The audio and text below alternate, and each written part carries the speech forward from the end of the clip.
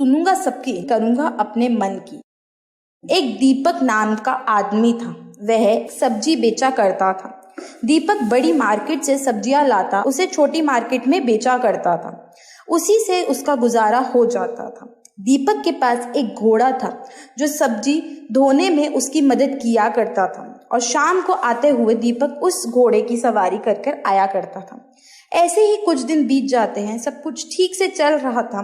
दीपक सुबह तैयार होकर बड़ी मंडी की तरफ घोड़े को लेकर निकल जाता और बड़ी मंडी से सामान लेकर छोटी मंडी की तरफ निकल जाता। दीपक मंडी का सारा सामान बेचकर और अच्छा मुनाफा कमा के घर की तरफ घोड़े पर बैठकर निकल ही रहा था कि कुछ लोग दीपक को देखते हैं और कहते हैं, देखो कितना बेरहम इंसान है, पूरा दिन घोड़े पर सब्जियां लाद कर मंडी में बेचता है, और अब जब सारा सामान बिकने के बाद अब घर भी घोड़े के ऊपर जा रहा है। इतना जवान है, इतना हट्टा कट्टा है, ताकतवर है कि घर तक चलकर नहीं जा सकता।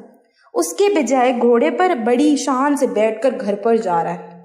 शर्म आनी चाहिए ऐसे इंसान को जो जानवरों पर रहम नहीं करता। यह सुनकर कहीं ना कहीं दीपक को थोड़ी शर्म आने लगती है और वह घोड़े से नीचे उतरकर पैदल चलने लगता है।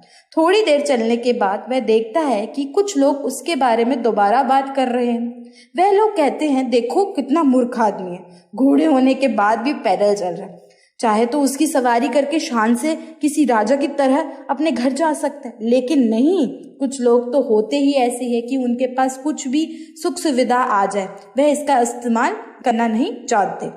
यह सुनकर दीपक थोड़ा सा एक गहरी सोच में पड़ जाता है कि पहले उसने घोड़े की सवारी की तो लोगों ने कहा कि कितना बेरहम इंसान है, और दूसरी बार जब घोड़े के साथ पैदल चल रहा था तब लोगों ने कहा कितना मूर्ख इंसान है, घोड़ा होकर भी पैदल चल रहा है। तो दीपक को समझ आ जाता है कि वह कुछ भी करे लोग कुछ ना कुछ कहेंगे।